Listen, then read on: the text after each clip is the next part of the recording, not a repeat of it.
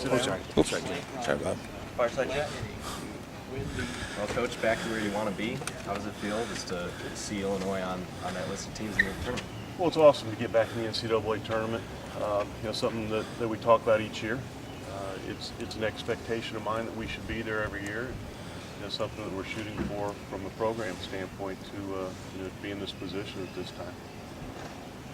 None of your guys have been in it, but you have. So what's your message to them about getting ready for this?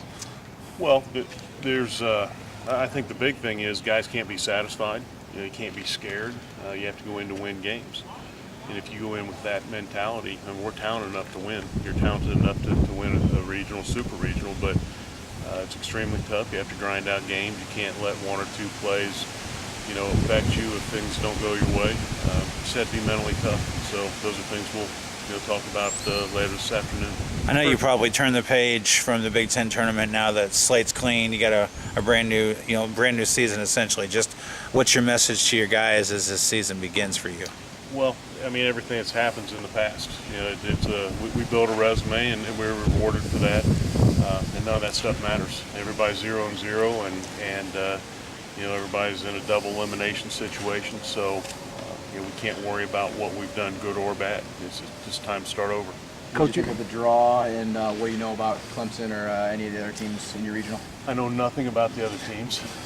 It's kind of like what I talk about all year. I don't worry about the other teams. Obviously we're going to try to get some information, figure some things out, get some scouting report things. But I'm more concerned about us playing at a high level and being sharp. And I want to prepare ourselves to go in and compete and not worry that much about the other teams. But I don't know anything about them. And as far as the draw goes, looking forward to going into to a school that I haven't been to before, a new area. I know it's beautiful. I've seen video.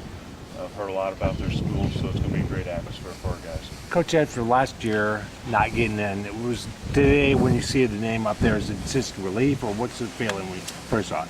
Well, I thought we had done a good job, and right. I expect to see our name up there this year. I thought we deserved to be in last year, sure. But it's not an easy selection process. There were some teams that feel the same way this year that we felt last year.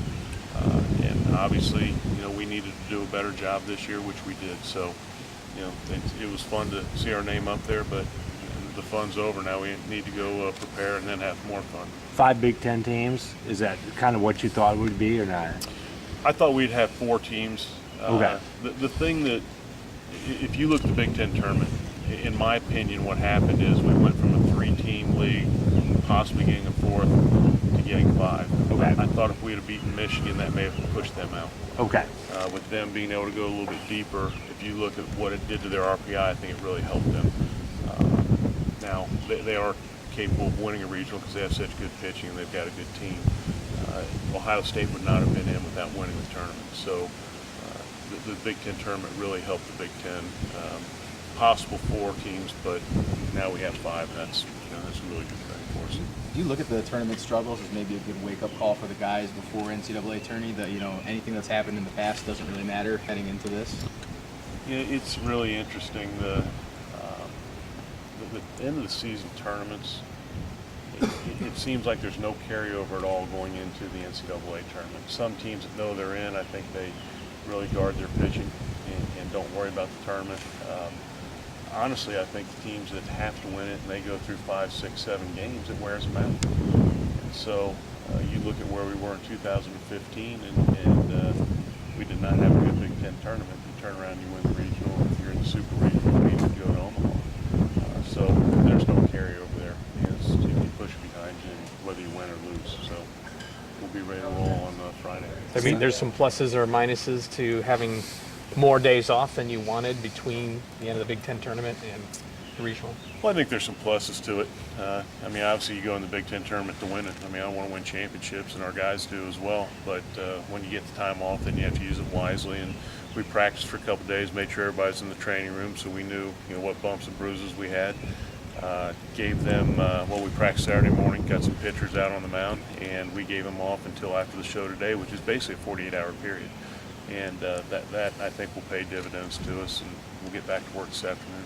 Besides it being those guys' first time, do you think this one, getting in this year, meant a little bit more to him since you guys did come so close last year?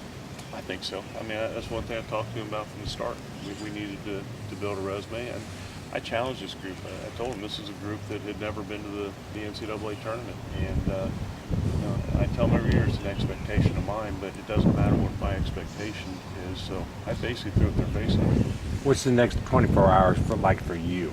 You're in the staff. Is it crazy or? It used to be really crazy. Now we have an ops person. It makes it a little bit easier because I don't have to do all the travel things. Hey, right. It'll be a little bit crazy from the standpoint you're trying to gather information. Right. There's a lot of things we'll need to figure out and set schedules and figure out travel as far as what time we're leaving, how we find a place to practice on Wednesday with the time the arrival time. Right. Thursday you always have your time on the field where you're going to play. So there's just a lot of things that'll happen.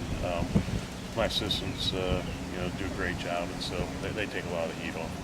You said you threw it in their face. When you first did that, just what kind of reaction or response did you see from the team when you did that, and then how did you see their characters just start to develop throughout the year? They knew. They were disappointed last year, and it leaves a bad taste in your mouth when you don't make the tournament.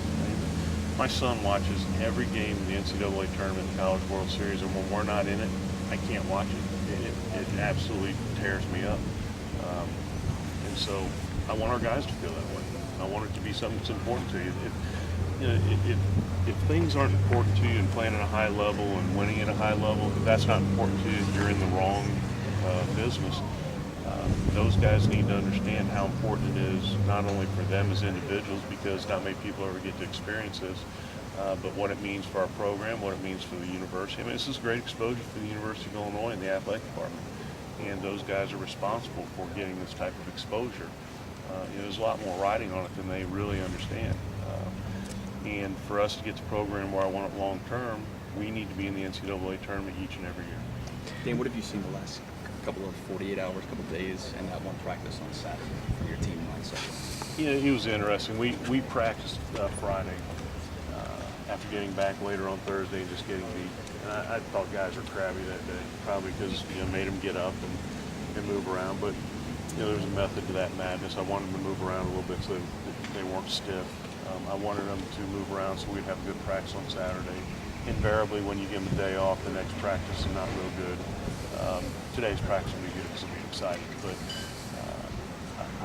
I wanted to see how they react to some things. And the Friday practice was, it was sharp, but they were crabby. Then we came back Saturday after 8:30 line. We had a really crisp, sharp practice. I thought we swung the bats well. It was interesting. Anytime you scrimmage, you're not pleased with one side, because usually either your hitters do well or your pitchers do well.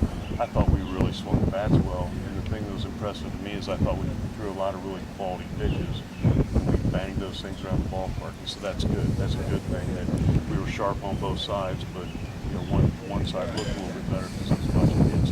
We're going to have to be sharp in all areas going into this tournament. When you look back on the tournament there in Omaha, is there one thing that sticks out to you that really sticks in your craw more, with the bullpen or the hitting or anything in between?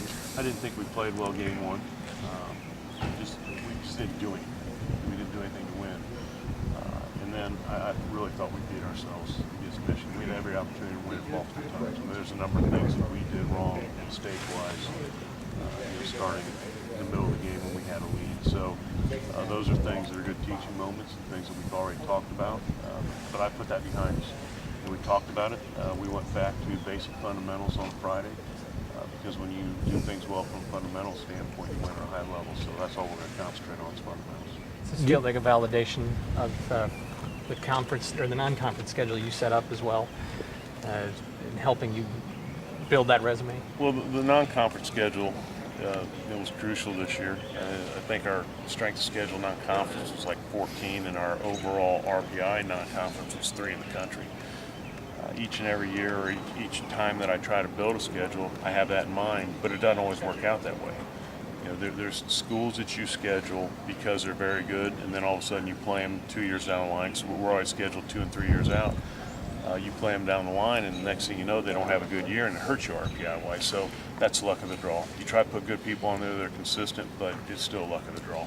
Bonus too, like Indiana State, Illinois State. Those are all really good teams this year too. That had to help too. Absolutely. Yeah, this region's good. I mean, you look, you have Illinois State, Indiana State, us. You know, you have Nebraska, you have Indiana. There's a lot of really good teams that we played throughout the year, so it worked out in our favor. Did you watch the rest of the Big Ten tournament? Did you watch it all?